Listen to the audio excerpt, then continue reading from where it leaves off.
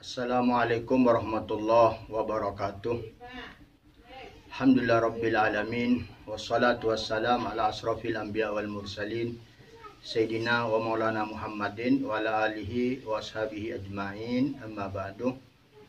Alhamdulillah, senantiasa Allah masih memberikan kita semua nikmat sehat walafiat, sehingga kita masih bisa menjalani kewajiban puasa Ramadan ini dengan sempurna insya Allah, dan mudah-mudahan puasa kita diterima oleh Allah, tarawih kita diterima oleh Allah, tadarus kita dan amal-amal kebaikan kita yang lain diterima oleh Allah Subhanahu wa ta'ala. Amin, Allahumma amin. Salawat dan salamnya mudah-mudahan senantiasa tercurahkan kepada suri tauladan kita, panutan kita, kekasih kita Nabi Muhammad SAW beserta keluarganya dan para sahabatnya, dan semua pengikutnya bi ihsanin ila yaumiddin.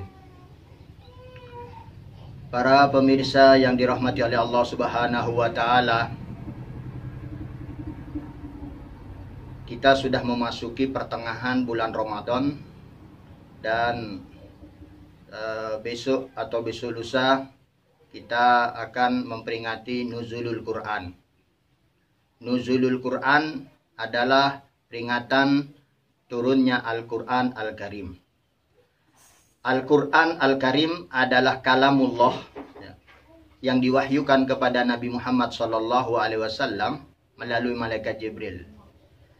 Al-Quran minallah lafdon wa ma'nan. Al-Quran itu secara lafdiyah, harfiah, dan maknawiyahnya semuanya dari Allah Subhanahu wa ta'ala.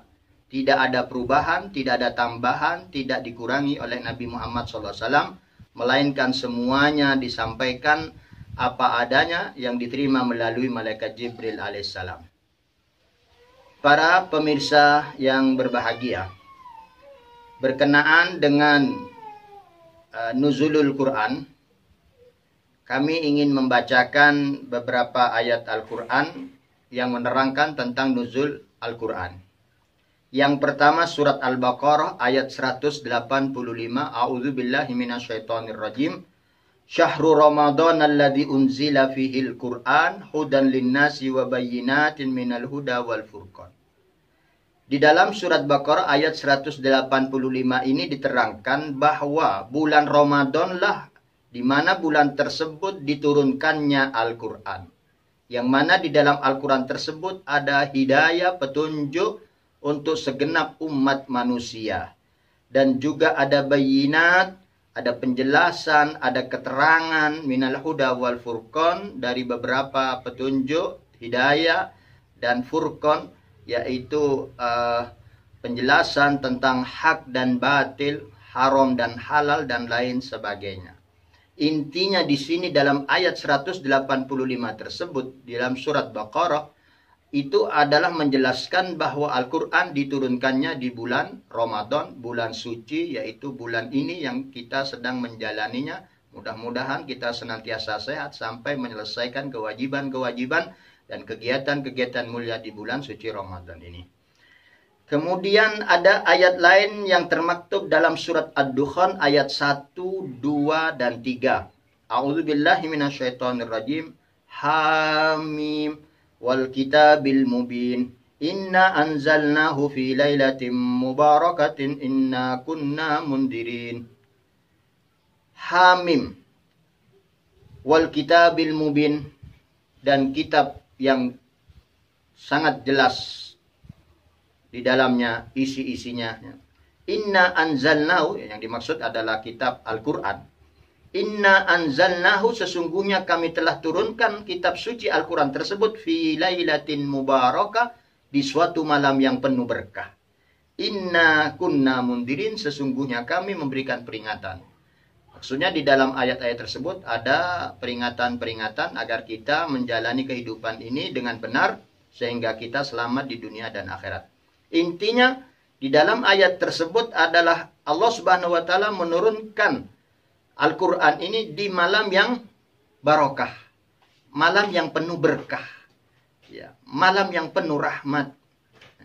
Jadi kalau di surat Baqarah ayat 185 diterangkan Al-Quran diturunkan di bulan Ramadan, di surat Ad-Dukhan ayat tiga, Allah Subhanahu wa taala menerangkan bahwa Allah menurunkan Al-Qur'an di malam penuh barokah. Yang ketiga, surat Al-Qadar ayat 1. A'udzubillahi minasyaitonirrajim. Inna anzalnahu fi lailatul qadr. Sesungguhnya kami telah turunkan Al-Qur'an ini di malam Lailatul Qadar. Jadi dalam surat Al-Qadar disebutkan bahwa Al-Qur'an diturunkan di malam Lailatul Qadar. Para pemirsa yang dirahmati oleh Allah Subhanahu wa taala. Jadi ada 3 ayat yang berbeda menerangkan. Pertama, Al-Qur'an diturunkan di bulan Ramadan. Kedua, Al-Qur'an diturunkan di malam yang penuh barokah. Ketiga, Al-Qur'an diturunkan di Lailatul Qadar. Namun, walaupun secara zahir, secara lafaz beda 3 hal ini, yaitu Ramadan, malam penuh berkah, dan malam Lailatul Qadar. Tapi sebetulnya itu tidak ada perbedaan. Maksudnya tidak bertentangan. 3 ayat tersebut tidak bertentangan. Bagaimana turunnya Al-Quran itu kok diterangkan dengan 3 hal yang berbeda? Yaitu yang pertama, memang Lailatul Qadar itu adalah malam yang penuh berkah. Malam yang penuh berkah itu adalah malam Lailatul Qadar. Dan malam Lailatul Qadar yang penuh berkah itu adalah malam di bulan Ramadan. Jadi ayat pertama, kedua, ketiga atau surat Baqarah, surat Ad-Dukhan, surat Al-Qadar hanya saling menguatkan, saling menjelaskan bahwa sesungguhnya Al-Quran itu diturunkan oleh Allah Subhanahu wa taala di malam yang penuh berkah, yaitu malam Lailatul Qadar, malam yang sangat mulia, yang lebih mulia dan lebih baik daripada 1000 bulan. Yang mana di malam itu turunnya para malaikat ke bumi kita ini. Dan itu terjadi di bulan Ramadan. Kemudian pertanyaannya, bagaimana diturunkannya di bulan Ramadan, di malam Lailatul Qadar, tetapi pada kenyataannya Al-Quran itu kan diturunkan satu persatu di bulan-bulan yang lain, bukan hanya bulan Ramadan, tapi sepanjang bulan di kehidupan Nabi Muhammad SAW, 13 tahun di Mekah dan 10 tahun di Madinah, total 23 tahun. Penjelasannya demikian. Yang pertama kali, jadi Al-Quran ini ada istilah inzal dan tanzil. Ya. Ada diturunkannya itu 2 tahap. Tahap pertama jumlatan wahidah, yaitu global, semua Al-Quran itu yang seluruhnya dari kitab suci Al-Quran itu diturunkan oleh Allah Subhanahu wa taala dari Baitul Izzah, ya, dari Baitul Izzah ila sama'id dunya. Dari Baitul Izzah ke langit, ya. Itu di malam Lailatul Qadar. Di malam Lailatul Qadar yang penuh barokah di Ramadan, di bulan Ramadan. Nah, adapun kemudian nantinya begitu Rasulullah Shallallahu alaihi wasallam sudah diangkat menjadi nabi, kemudian diangkat menjadi rasul, diperintahkan untuk menyampaikan. Nah, itu mulai dari diangkat nabi turunlah ayat satu persatu. Diturunkan oleh malaikat Jibril, diambil dari tempat yang pertama. Jadi ada 2 kali diturunkannya Al-Quran. Pertama di Baitul Izzah sana secara menyeluruh, kemudian malaikat Jibril punya tugas menyampaikan satu persatu kepada Nabi Muhammad SAW sesuai keadaan, sesuai kebutuhan, sesuai kondisi, sesuai apa yang diperlukan oleh Nabi Muhammad SAW dan para sahabatnya. Ada kalanya menenangkan Nabi Muhammad, ada kalanya memberikan jawaban dari pertanyaan, ada kalanya memberikan solusi, ada kalanya memberitahu. Itu turunlah ayat bertahap mulai dari Mekah sampai ke Madinah sepanjang 23 tahun. Ya. Kemudian sebagai tambahan, ya, kami bacakan riwayat hadis dari Wathilah, yang hadis ini diriwayatkan oleh Imam Ahmad bin Hanbal radhiyallahu anhu, ya, an Wathilah radhiyallahu anhu, bahwa Rasulullah Shallallahu alaihi wasallam bersabda, "Unzilat suhuf Ibrahim fi awwali laila min Ramadan." Bahwa suhufnya Nabi Ibrahim, kitab sucinya Nabi Ibrahim itu diturunkan di awal Ramadan. Wal Injil li thalatha asar khalat min Ramadan. Sedangkan kitab suci Injil diturunkan di tanggal 13 Ramadan.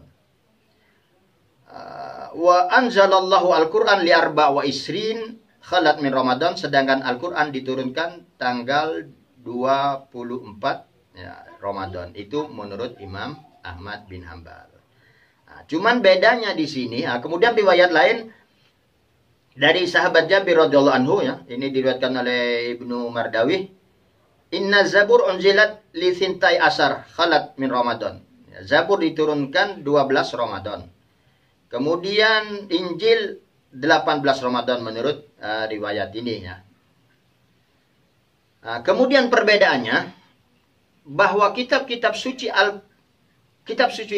terdahulu ya, Taurat, Zabur, Injil, Suhuf Ibrahim dan kitab-kitab lainnya itu diturunkan oleh Allah Subhanahu wa taala jumlatan wahidah.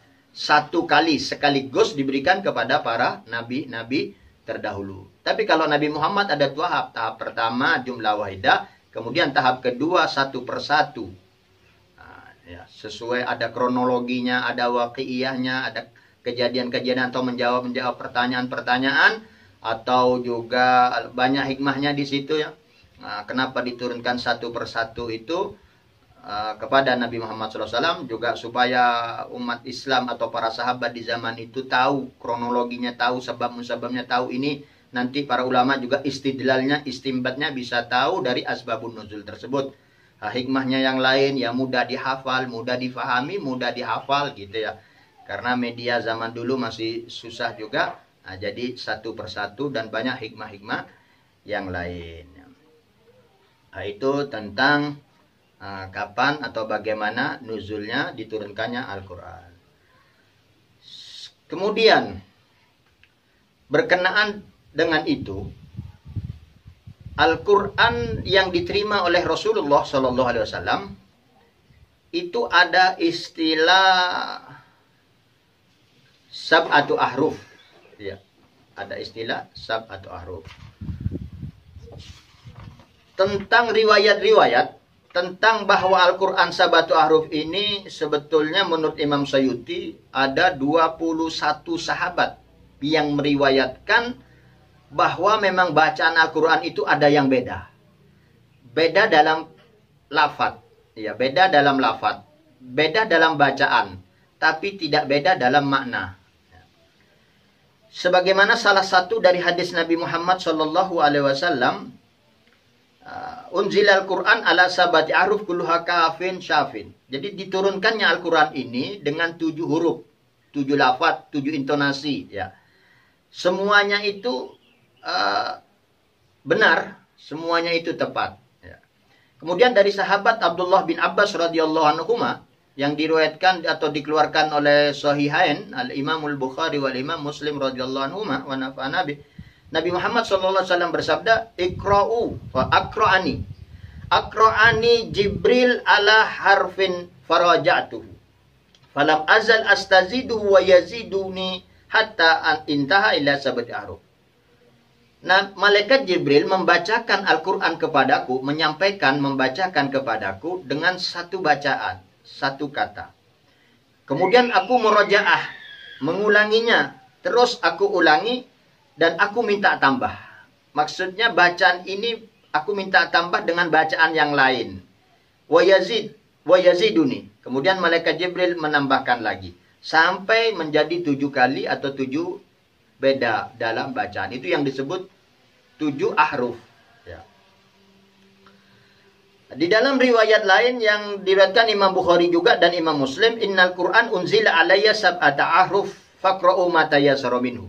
Sesungguhnya Al-Quran diturunkan kepadaku dengan 7 lafaz yang berbeda. Maksudnya sebagian ayat-ayat tertentu itu ada lafaz yang 7 berbeda sesuai kondisi perkampungan Arab. Sesuai bahasa-bahasa di Arab sana, supaya bisa dimengerti dan mudah difahami dan mudah diucapkan oleh suku-suku tertentu di Arab. Ya, jadi ada 7 macam bacaan. Faqra'u ma tayassara minhu, maka kata Rasulullah, silakan baca Al-Quran itu dengan yang mudah. Nah, yang mana yang mudah dari bacaan-bacaan tertentu itu silakan boleh dibaca. Nah, jadi tidak harus menekankan satu bacaan. Kalau dibaca dengan bacaan lain atau dengan intonasi lain, dengan lahja lain, lalu tidak boleh umpamanya. Tidak. Tapi tentunya terbatas ya. Di dalam riwayat lain, fa ayyu harfin, ini riwayat Imam Muslim, kalau tadi Bukhari Muslim ya, fa ayyu harfin qara'u alai faqad asabu. Maka dari 7 ahruf tadi itu, yang mana saja yang dibaca oleh umat Islam ini, maka mereka qad asabu, sudah benar. Jadi tidak harus satu model bacaan, boleh dari 7 macam ahruf atau lafaz yang berbeda pengucapannya, beda harokatnya, atau beda lahjatnya ya, intonasinya, tapi tetap dalam satu makna.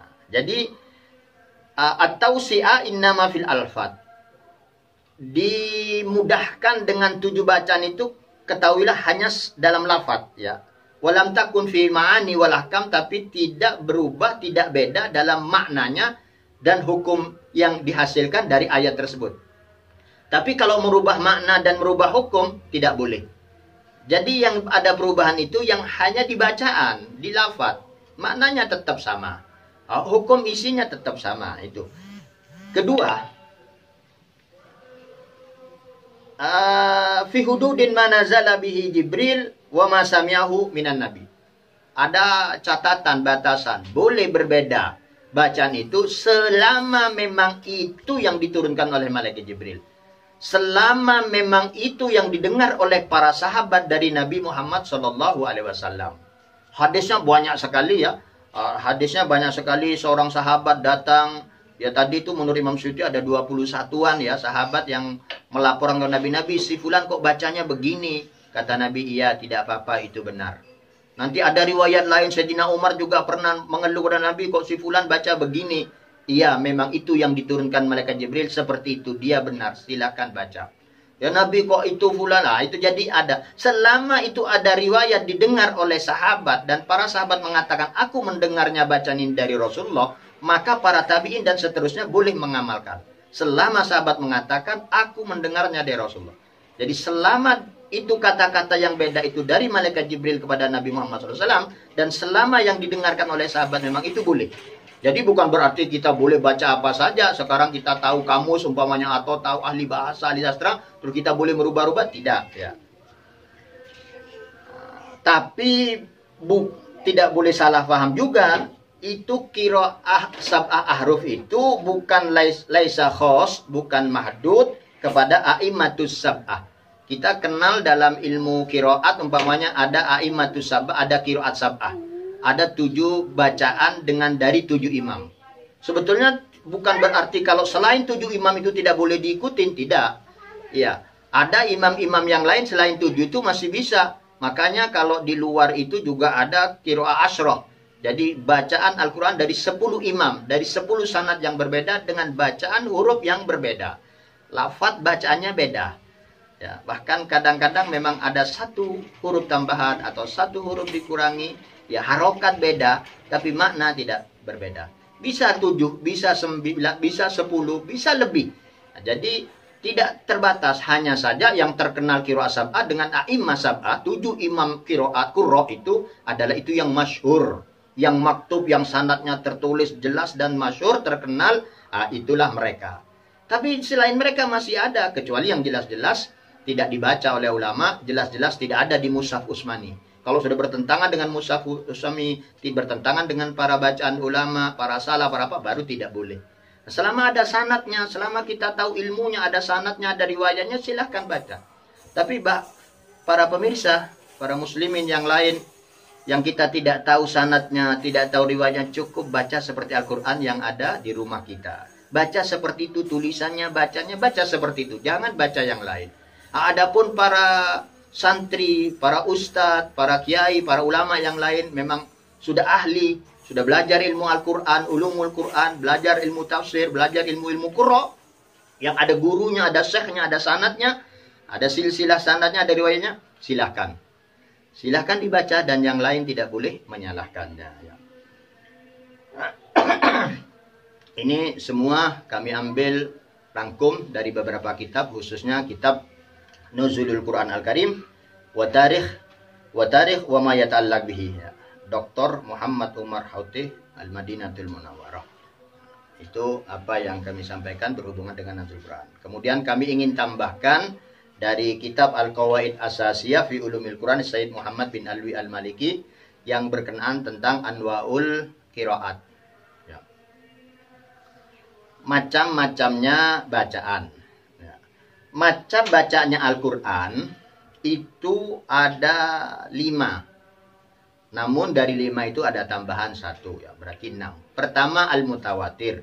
Bacaan mushaf Al-Quran, mushaf Utsmaniyah yang sudah mutawatir diriwayatkan oleh banyak para sahabat yang mendengar dari Nabi, kemudian disampaikan dan diriwayatkan oleh para tabi'in yang sangat banyak, kemudian oleh para tabi'in yang sangat banyak, terus perawinya itu banyak, kuat ya, qawi, terpercaya, hasan ya, itu mutawatir.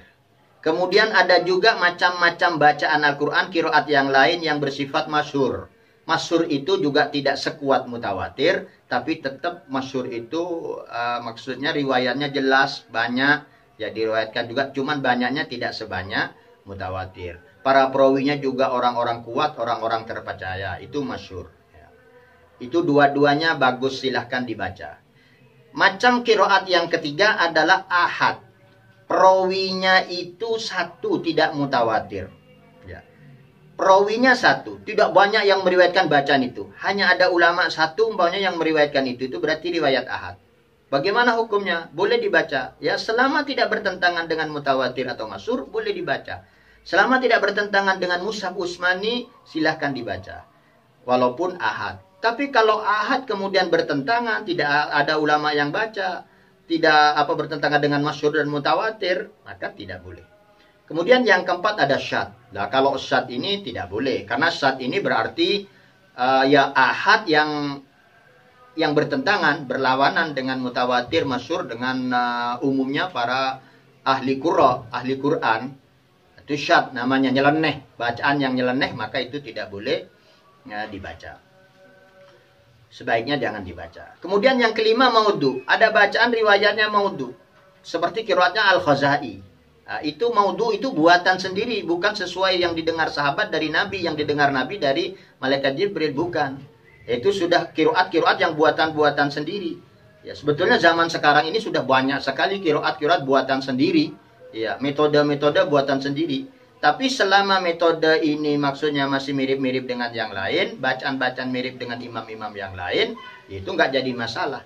Tapi ada yang maudhu yang memang tidak sama dengan mushaf Utsmani. Penulisannya tidak sama dengan Utsmani. Bacaannya, apanya, semuanya, tidak ada riwayatnya. Nah, itu maka hukumnya mamnu, tidak boleh dibaca. Ya bisa haram dibacanya. Ya, haram. Tidak tahu hukumnya riwayat sanadnya. Kalau yang lain, yang ahad tidak, apalagi masyhur mutawatir dapat pahala. Karena Al-Quran itu kalau dibaca dapat pahala, faham atau tidak faham dapat pahala. Dan pahalanya per huruf itu berkali-kali lipat, kebaikannya per hurufnya. Bukan per kalimat, tapi per huruf. Nah, kalau faham, maka lebih besar lagi pahalanya. Kalau diresapi, tadabbur, lebih besar pahalanya. Kalau diamalkan, lebih besar lagi pahala dan manfaatnya. Tapi minimal khususnya di Ramadan ini, ya, bacalah Al-Quran, entah itu Al-Ikhlas, entah itu Fatihah minimal, entah apa saja, entah Yasin ya, supaya karena bacaan di Ramadan ini, amalan di Ramadan yang sunnah bisa seperti fardu gitu ya, seperti wajib, pahalanya besar sekali. Yang nggak sempat sudahlah baca Al-Quran, dilihat saja beberapa waktu tertentu, sehari, sekali, 2 kali, dilihat saja Al-Quran sudah dapat pahala. Kita memandang Al-Quran, memandang an-nadhar ila mushaf Al-Karim, sudah dapat pahala. Kalau memang mulut kita nggak sempat baca. Kalau sempat silakan baca. Atau di HP mungkin ada aplikasi Al-Quran, bacalah sekali-kali. Ya, khususnya di bulan Ramadan ini ya. Nah, kemudian sebagai penutup dan penyempurna, berhubungan dengan kaifiyatul qiraah. Bagaimana cara-cara dan metode pembacaan Al-Quran. Di dalam kitab Al-Qawaid Asasiyah fi Ulumil Quran li Sayyid Muhammad bin Alwi Al-Maliki, kami baca di situ ada 3 pokok cara atau terapan bacaan Al-Quran. Yang pertama adalah at-tahqiq. At-tahqiq ini adalah i'ta kulli harfin haqqahu. Yaitu bacaannya setiap huruf dibaca sesuai aturannya, sesuai tajwidnya, sesuai makhrajnya, sesuai aturannya, sesuai pokoknya sesuailah apa yang harus dibaca. baik itu panjang, pendek, idgham atau apa, pokoknya fasih. Ya, fasih kefusahaannya, tajwidnya, hukumnya dibaca dengan sungguh-sungguh. Dan ini berat sekali ya. Berat, bacaan ini berat karena harus segala sesuatunya betul-betul mantap gitu ya. Kemudian bacaan yang kedua adalah al-hadar. Nah, itu saya singkat-singkat saja ya. Al-hadar itu adalah idraj fil qiraah. Ada juga surah, ada takhfif, ada ikhtilas, ada badal, ada beberapa hal yang tidak baik. Yaitu al-hadar itu bacanya terlalu cepat. Huruf-hurufnya dibaca ringan, ya, kurang mantap. Nah, makhrajnya kurang jelas. Atau kadang-kadang ada ikhtilas, ada kesamaan dengan bacaan yang lain atau mirip-mirip ya dengan huruf yang lain umpamanya. Dengan dalam idghamnya kurang, dalam apanya kurang, yaitu al-hadar. Al-hadar ini kalau sampai ke tafrid, maka tidak sah bacaannya, maka bisa dosa. Terlalu cepat, akhirnya merubah huruf, akhirnya ada pelanggaran tajwid, ada lain sebagainya, itu al-hadar. Tapi tidak semuanya al-hadar itu salah, tidak. Ya, bukan semua orang baca cepat itu salah, bukan berarti semua orang baca takhfif terlalu ringan dalam bacaan-bacaan, huruf-hurufnya kurang full, kurang mantap, ya tidak tahqiq, berarti itu salah, tidak. Yang salah itu, yang nggak boleh itu kalau sudah kelewat batas. Ya. Yang ketiga adalah at-tadwir. At-tadwir ini adalah at-tawassud bainahuma, yaitu sedang-sedang, tidak tahqiq, tidak hadar, tidak terlalu berat, tapi tidak terlalu ringan, tidak terlalu ditarik-tarik, tidak terlalu nabrak-nabrak atau ngebut ya. Nah, itu tengah-tengah. Yang tengah-tengah ini, yang tadwir ini adalah yang diikutin oleh aktsarul a'immah. Kebanyakan mayoritas dari imam-imam qiraat, imam-imam qurra adalah at-tadwir. Tidak tahqiq, hadar juga tidak ya. Madhabu sairul qurra. At-tadwir ini juga madhabnya dari seluruh qurra. Tadwir. Nah, ini yang dari dulu ya sampai sekarang, kecuali mungkin nanti di negara lain atau di kota lain ada metode-metode lain, ya wallahu alam, kami tidak tahu. Kemudian tadwir ini juga adalah al-mukhtar inda aksari ahlil ada. Ya. Yang metode yang dipilih di kebanyakan praktisi Al-Qur'an. Ya, orang yang ahli baca Al-Quran, orang yang tahfidz Al-Quran, menghafalkan Al-Quran, atau mungkin pendidikan Al-Quran, pendidikan tahfidz Al-Quran, pesantren, lembaga, dan lain sebagainya, ahli Al-Quran, imam Al-Quran, pengajar, mudarris, muallim, ulama. Ini yang paling banyak adalah at-tadwir. Para pemirsa yang berbahagia, yang dirahmati oleh Allah Subhanahu wa Ta'ala, mudah-mudahan yang kami sampaikan ini bermanfaat untuk kita semua. Kita bisa merayakan nuzulul Quran. Dan mudah-mudahan kita bisa dengan nuzul Al-Quran ini, kita bisa lebih cinta kepada Al-Quran, suka membaca Al-Quran, dan siap mengamalkan apa semua yang ada dalam Al-Quran. Mudah-mudahan kita dijadikan ahlillah, ahli Al-Quran, ya, dan mudah-mudahan Al-Quran nanti di akhirat akan memberikan syafaat kepada kita semua dan keluarga kita. Demikian yang kami sampaikan. Sekali lagi, mudah-mudahan apa yang disampaikan ini bermanfaat untuk kita semua, untuk kami pribadi, dan untuk para pemirsa. Manfaat dohiran wa batinan, dunyawian wa ukhrawian. Mudah-mudahan kita semua mendapatkan ridha Allah dan Rasulnya, dan mudah-mudahan dosa-dosa kita diampuni oleh Allah Subhanahu wa Ta'ala, dan mudah-mudahan senantiasa kita diberikan sehat walafiat. Amin Allahumma amin. Apabila ada khilaf dan salah, itu wajar dari kami pribadi, kami mohon maaf sebesar-besarnya. Hada ma'aflakum. Assalamualaikum warahmatullahi wabarakatuh.